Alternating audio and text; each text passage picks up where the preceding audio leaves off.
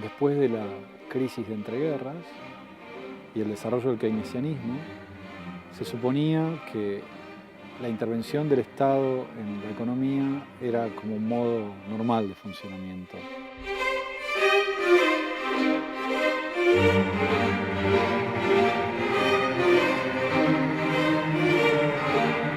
En mundos como el que estamos viviendo va a ser muy difícil erradicar la violencia que esto genera, frustración o el resentimiento que genera. Y en algún caso probablemente refuercen cierta tendencia de segmentación que la sociedad argentina tenía de antes. Y esto le da un tinte a la estructura social bastante diferente a aquella época. Es decir, aquí hay un sector que empieza a quedarse afuera, que no cumple ninguna función en la presión sobre los niveles salariales de los trabajadores porque son inempleables. Y lo que a mí me suena cuando escucho neo, esa parte, es el retorno de algo que esperábamos que no volviera nunca más. Lo que terminás brindando es una ayuda pobre a algunos pobres entre los pobres, es Bolsa Familia.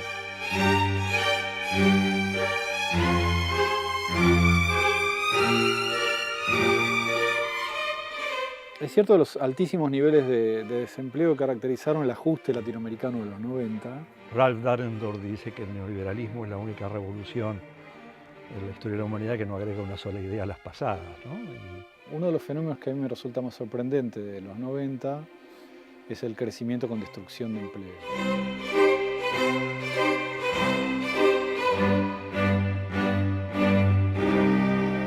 La estructura social que deja uno y otro, ¿no?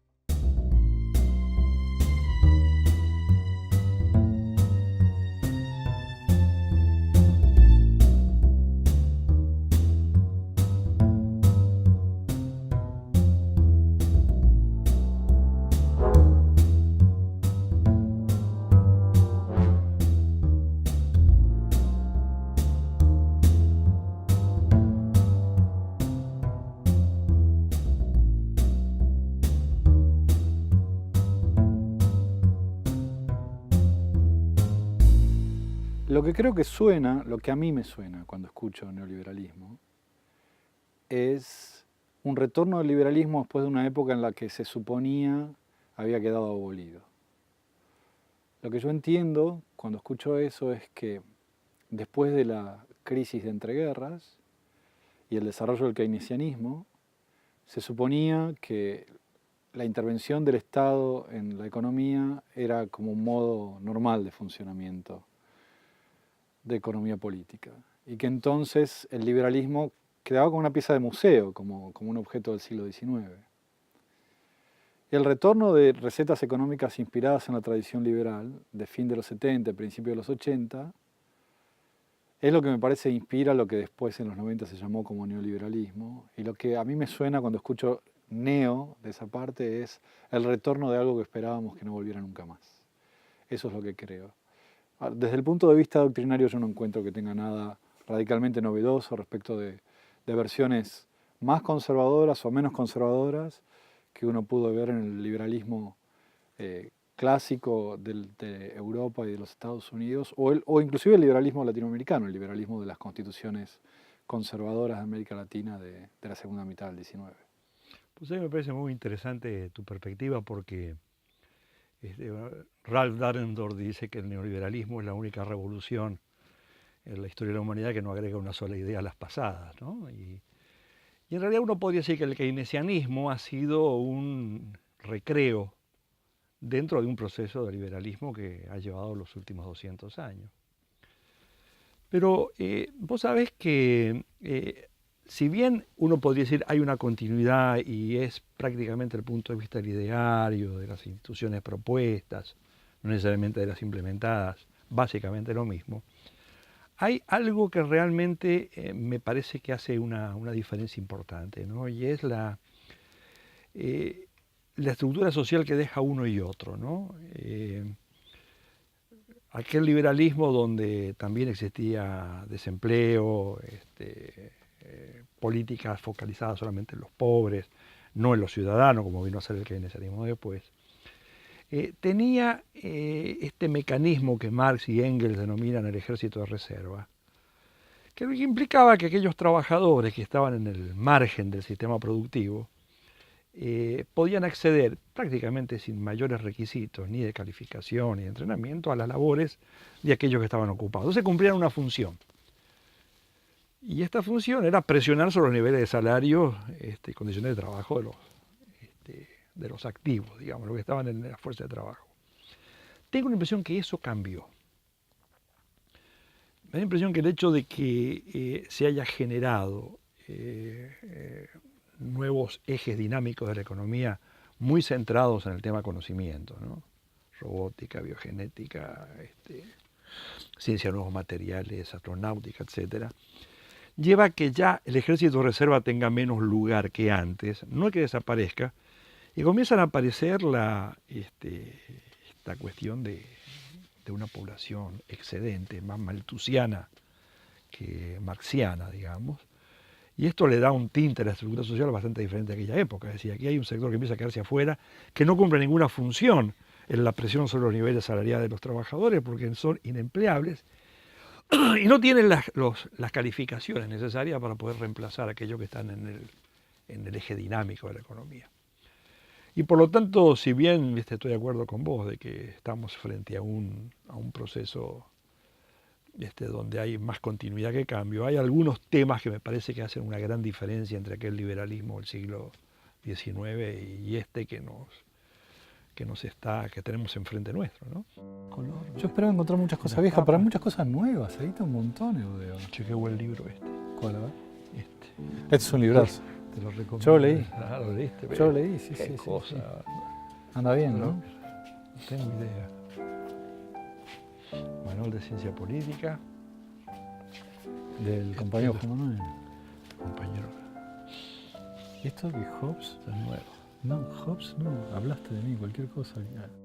Es cierto que el conocimiento juega un papel como factor de producción en los procesos productivos.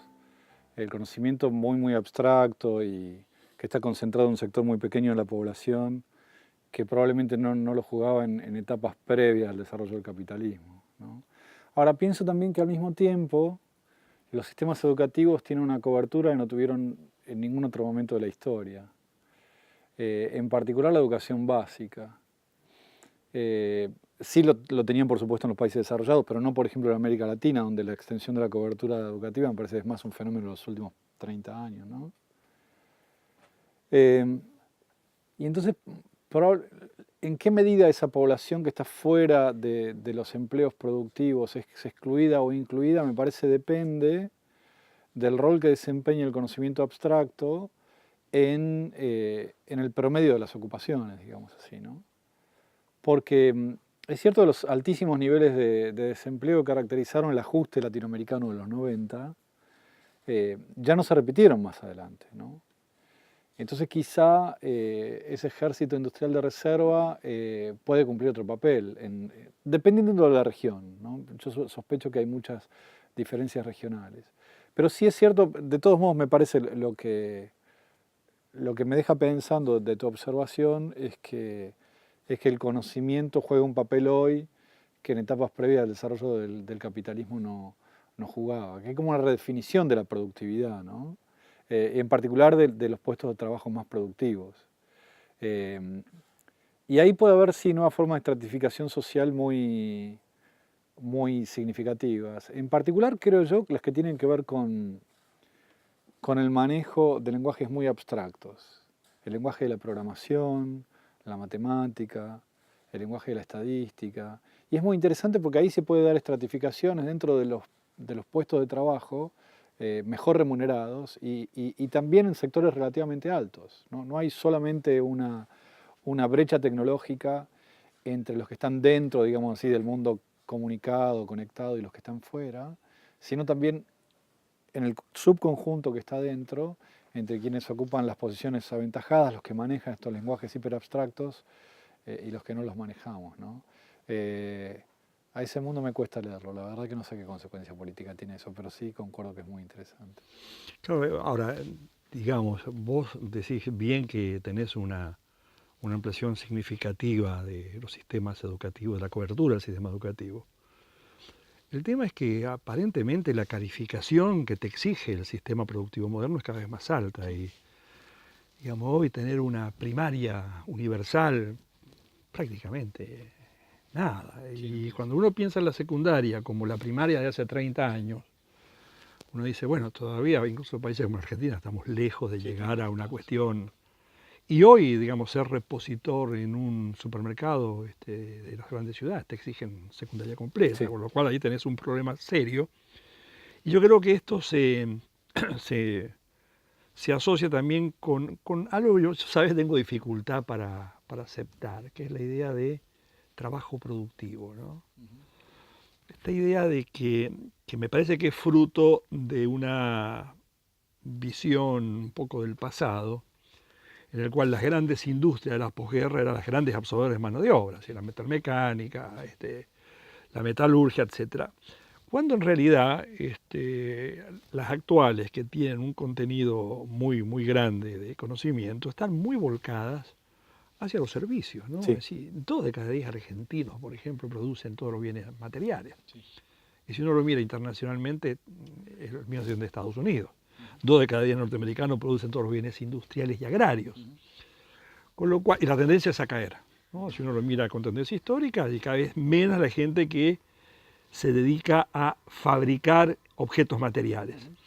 Con lo cual, el mundo de los servicios, que generalmente no está asociado con lo productivo, aparece como el gran generador de mano de obra, ¿no? Es decir, salud, turismo, gastronomía, cuidados personales, cuidado de las personas, niños, ancianos, etc. Y estas actividades son todas demandantes de relativamente alto nivel de calificación. Digamos, y ahí tenés un problema, porque ¿cómo adecuás una estructura de empleo que ha derivado fuertemente hacia los servicios con un sistema educativo que todavía mucha gente no alcanza? Y cuando vos pensás un chico hasta 30 años, hasta 40 años que no ha terminado la secundaria, ¿sí? ¿Cuál es el destino de ese muchacho en este mundo, de esa chica en este mundo? Es casi eso, y condena al mundo de la marginalidad, es la misma cosa, ¿no? Hay ciencia posta. Como para encontrar un libro, como para encontrar un libro. Sí. Tienes que ser Mira Miguel el mismo Ángel. formato. ¿Lo conoces a Miguel Ángel, no? Este libro es Sí, nuevo. este es nuevo, Sí. se nota que es nuevo. Sí. Ahora es interesante también, y por ahí un tema de amigos en común, ¿no? Como qué lento avanzan los currículums, ¿no? Los planes de estudio respecto de cómo se transforman los mercados de trabajo y la demanda de los aparatos productivos, ¿no? Los sistemas educativos son muy lentos y tienen muchos problemas para transformarse, para adaptarse, para alcanzar a más gente, para alcanzar a gente distinta, ¿no? Porque en particular la escuela secundaria en Argentina me parece es un caso muy interesante desde ese punto de vista, porque siendo un dispositivo bastante exitoso cuando cubría un porcentaje pequeño de la población, parece haberse desestructurado mucho cuando tuvo que expandirse para cubrir a gente que antes no llegaba a la escuela secundaria, ¿no? Es muy interesante ahí cómo los aparatos del Estado empiezan a crujir cuando le propones nuevos desafíos, lo cual es un problema desde el punto de vista de lo que mencionás, ¿no? De tratar de hacer cosas distintas a las que está haciendo hasta ahora para poder incorporar gente a los sistemas productivos y a los procesos políticos también en general, ¿no? El tema ahí que se te va quedando, ¿no? Un grupo, sobre todo a nivel de los jóvenes, fuera de las chances que puede ofrecer el mundo moderno. La sociedad moderna los convoca al consumo en su máxima expresión, ¿no? Así, chicos que tienen 14, 15, 18, 20, 24, 30 años, están siendo bombardeados por una muy sensual publicidad que les dice el mundo está a tu disposición, y encuentran en su entorno de que no van a tener nunca acceso a eso que se les promete, y esto, siendo gente urbana, informada, trae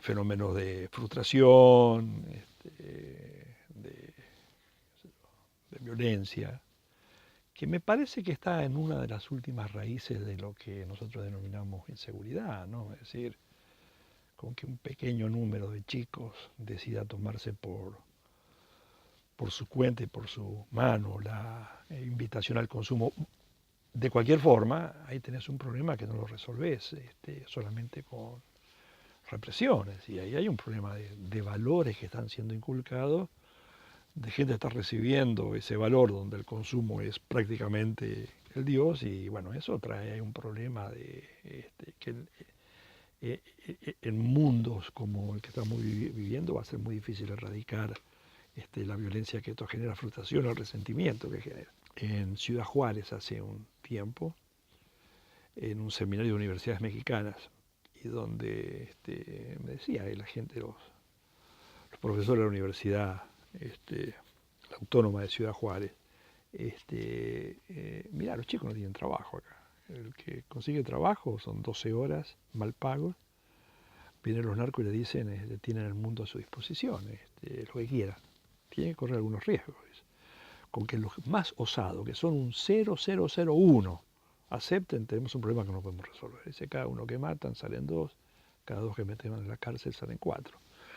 Y a mí me parece que esto es un tema pendiente de la modernidad. Si nosotros construimos, por ejemplo, un gran sistema de ingresos y de cobertura de salud para las personas mayores, hoy prácticamente la totalidad de las personas mayores, salvo un pequeño porcentaje, un 5%, no tiene ingresos en la vejez, pero en realidad no tenemos una política para los jóvenes, ¿no? Se habla de 800.000, 900.000, 1.000.000 de chicos que no estudian ni trabajan. Y la verdad que pensar de que eso se resuelve con poner unos pesitos en el bolsillo o incitarlo a volver a la escuela, como vos decís, de una escuela secundaria especialmente, que es bastante expulsora por otra parte, sí, sí. si eso no va acompañado de una gran política de deportes, de atracción hacia el arte, hacia la música, etcétera, va a ser muy difícil atraer a ese contingente juvenil. ¿Vos que ahí venías de Pittsburgh? No, yo había vuelto de... Yo de Pittsburgh volví, estuve un año desempleado en Mendoza, y de ahí en el 80, y ahí surgió la posibilidad de ir a Brasil. Estuve en UNICEF Brasil ¿En serio? hasta el 84. No sabía en el eso. 84 volví para la Secretaría de Análisis de Largo Plazo de la Presidencia de la Nación, con Juan Carlos Torres. ¿Así se llamaba análisis de largo plazo? Así era. Muy bien. Ahí te imaginan puros títulos. La sensación que tengo es que en el primer gran proceso de incorporación social del fin del siglo XIX, principio del siglo XX, había un poquito más de homogeneidad entre la alta cultura y las culturas populares. Que la cultura popular efectivamente incorporó elementos de la alta cultura, en particular en las primeras décadas del siglo XX y hasta mediados del siglo XX, ¿no? Por ejemplo, en las bibliotecas socialistas había clásicos de la literatura y a través de, por ejemplo, las bibliotecas socialistas u otros dispositivos, la alta cultura alcanzaba a los sectores populares y esa escisión no era tan marcada. Me parece, por lo que estás diciendo, acá el problema estaría en que los mundos de las culturas marginadas, de las culturas excéntricas, no tienen comunicación con la cultura central, con la alta cultura, entonces los pibes no tienen como modelo de aspiración. ¿Sería algo así? No, yo diría que lo primero que no tienen es acceso a... El problema es acceso. No tienen problema de acceso a una fuente de ingreso estable. Cuando vos señalabas sobre el tema educativo, sí, en realidad el tema es que la gente trabaja, mucho en el sector informal. Sí. Mucho en trabajos precarios. Sí. Solamente la mitad de los argentinos hace aportes regulares, de la fuerza de trabajo argentina hace aportes regulares a la seguridad social, lo cual es un indicador indirecto, una proxy de formalidad del mercado de trabajo. Y digamos, si vos estás en un mundo de precariedad, de trabajo inestable, mal pago, donde no puedes tener proyectos personales y además no tenés educación, etc., el acceso a las oportunidades que la sociedad te plantea como aquellas a las que tenés derecho, entra en un conflicto extremadamente cierto que me parece que se resuelve con frustración y con resentimiento, ¿no? Y esto es lo que uno ve florecer me parece, en las periferias, muchos sectores juveniles de las grandes ciudades, me parece, ¿no? Está bien eso, pero pero si fuera solamente una cuestión de ingreso, es más sorprendente que ocurran estos fenómenos de marginación y de alienación juvenil en sociedades desarrolladas donde el acceso al consumo y al empleo son un poco más sencillos. A mí me sorprende mucho, por ejemplo, el fenómeno de la radicalización de algunos jóvenes de herencia musulmana y otros de herencia no musulmana en Europa occidental, ¿no? Porque son sociedades que uno se las imagina de lejos, probablemente porque uno las conoce poco, como muy integradas, con muy amplia protección social, con mucha estratificación, sí, hay oportunidades, pero muy segmentadas, ¿no? Uno sabe desde muy chiquito hasta dónde va a poder llegar, pero con la sensación de que fuera del consumo no te vas a quedar. Y sin embargo, uno encuentra reacciones muchas veces de gente que se siente muy afuera y para nada identificada con todo eso, ¿no? Pienso en los jóvenes británicos, en algunos jóvenes franceses. Hace poco leí a propósito de un joven belga que se convirtió al Islam fundamentalista y se fue a combatir a Siria. ¿Hay un problema de integración que va más allá del ingreso, dirías vos? No sé, porque en por ahí realidad América Latina es distinto y tiene más que ver con el ingreso? ¿qué pasa? Que en el caso de Europa, ahí tenés un autor como Spin Andersen, donde te plantea de que vos tenés efectivamente una cobertura y una protección muy fuerte a la fuerza de trabajo, pues es para quienes están trabajando. Y ahora tenés dos sectores especialmente vulnerables en este momento en Europa. Uno es aquel que trabajaba, quedó desempleado, utilizó el tiempo que la ley le permitía su seguro de desempleo, cayó otra vez en el desempleo y tiene 45, 50, 55 años, serias dificultades para insertarse. Y el otro es el joven, el que nunca trabajó. Es decir, como que la protección, sobre todo en los países europeos, está muy ligada a tu condición de trabajador, no como los países escandinavos a tu condición de ciudadano. Correcto. En la cual vos tenés un sistema de trabajo mucho más flexible que el europeo, es decir, se puede tomar y despedir sin ningún problema, pero vos tenés en el caso de Suecia, Finlandia, Holanda, es una cobertura que va desde la cuna hasta la tumba, ¿no? Claro, para eso tenés que poner la mitad de tu sueldo en forma de impuestos. Pero me da la impresión que el tema, por una parte, de las dificultades de acceder a los medios materiales para afrontar esa invitación que te hace la sociedad moderna, y la potencia y la sensualidad con la cual sos invitado, es decir, a través de los medios modernos de comunicación, hace que esto termine siendo un choque que me parece genera, como te decía, frustración y resentimiento, ¿no? No sabía que habías laburado en Lo UNICEF cual- antes. Sí, estuve 4 años en Brasilia. 4 años en Brasilia. En Brasilia. Qué ciudad rara. ¿Sabes que a mí no me disgusta? Tenés 2 Brasiles en Brasil y nada de Brasil en Brasilia, algo así. Es rarísimo. Es rarísimo. Pero a mí el diseño así ambicioso y hiperracionalista me encantó. ¿Y para vos las políticas de inclusión social de la última década en América Latina hacen alguna diferencia?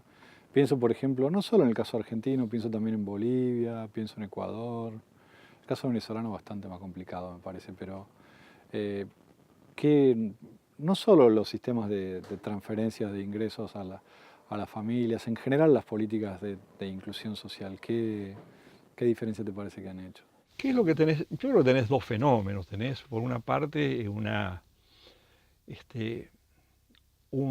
modernización de las viejas políticas de la beneficencia, esta vez en manos de técnicos capaces y sistemas administrativos un poco más desarrollados. Pero la verdad es que lo que terminás brindando es una ayuda pobre a algunos pobres entre los pobres.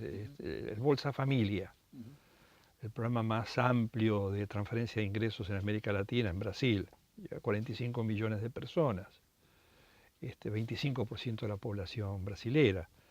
Ahora, el ingreso máximo que brinda ese programa para una familia integrada por el jefe de familia y 5 miembros, 3 niños menores de 12 y 2 de 12 a 17, ese sería el monto máximo, la familia máxima, son $90 mensuales. Es decir, es una ayuda que, digamos, vos sumás el programa, es un punto del Producto Bruto para redistribuir entre el 25% de la población. Te permite, por ejemplo, mejorar los niveles de alimentación, a muchos escapar del nivel de indigencia, pero ni por lejos te pueden hacer salir del nivel de pobreza, mirado solamente con el ingreso, que es una forma bastante pobre de medir la pobreza. Entonces, si eso vos lo acompañás de otros procesos, como en el caso argentino, yo diría un universalismo estratificado o clasista, donde vos en salud tenés sectores que tienen seguros privados, que pagan de su bolsillo, un porcentaje muy pequeño, sectores medio trabajadores formales que tienen obras sociales, brindadas por el sector privado, y los más pobres con acceso al sector público, y esto comienza a ser cada vez más claro también en la educación, ¿no? Donde vos tenés sectores de altos ingresos con escuelas privadas, sin subsidios, las escuelas públicas de gestión privada, que en realidad lo único que tienen de pública es que ponen plata, el manejo es absolutamente privado, y luego la escuela pública cada vez más claramente asociada con los sectores de menores ingresos, ¿no? Y entonces vos tenés universalismo, todos tienen acceso a beneficios, pero beneficios que están en relación con el lugar que ocupás en la escala social. Y esto, bueno, esto es como modelo de sociedad, no es lo más atractivo para mí, ¿no? No, eso desde ya, pero ¿no te parece que...? Porque yo lo que siento, mi impresión es que de todos modos modifican una dinámica. Uno de los fenómenos que a mí me resulta más sorprendente de los 90 es el crecimiento con destrucción de empleo, ¿no? Y la llamada reconversión productiva que generó procesos de exclusión social parecidos a lo que describías al principio. Y lo que encuentro en que estas políticas de incorporación social, que yo estoy muy de acuerdo con vos, son muy segmentadas y en algún caso probablemente refuercen cierta tendencia a la segmentación que la sociedad argentina tenía de antes. Sin embargo, creo que se detiene una dinámica de exclusión, se desarrolla una dinámica de inclusión, que siendo incompleta e insuficiente para superar la segmentación, tiene consecuencias, bueno, económicas pareciera que alguna gente interpreta que el desarrollo de estos sistemas de transferencia contribuye a la reducción de la desigualdad, que sigue siendo muy alta de todos modos, pero al menos evita que aumente la desigualdad como aumentó en los 90. Pero también parece tener una consecuencia política. Por eso sería lindo también que charláramos de eso, ¿no? Porque lo que sorprende de muchos de estos procesos es su longevidad. No tengo mucha idea. Lo que sí, que el primer libro que hicimos, bueno, habíamos sacado el Centro Editor, pero el primer libro fue de Deudeva en el 89. Fue el de Estado Democrático y Política Social, que fue ese libro fue el primero que hicimos con Emilio y con un grupo, Lobolo y otra gente. ¿Barbeito también escribió? No escribió, él no. Estaba en el grupo, pero no... Susana, eran todos los que trabajaban. ¿Vos laburaste en el ministerio con ellos? Claro, yo dirigía el proyecto ese Pobreza Crítica del PNUD, y ahí salió el libro ese. ¿Era la Secretaría de Política Económica? ¿De Programación Económica? No, el Ministerio de Desarrollo Social. Ah, Ministerio de Desarrollo Social. Es Social. decir, de Salud y Acción Social en aquella época. Ah, cuando estaba, ¿qué? ¿Neri? Ya estaba Conrado Storani. Conrado Storani. ¿Conrado Storani fue ministro? Claro. No me acordaba. Yo me acuerdo de Conrado Storani en la entrega de la Copa en el 86. No fue Alfonsín a México. Sí. El que le da la Copa a Diego es Conrado Storani.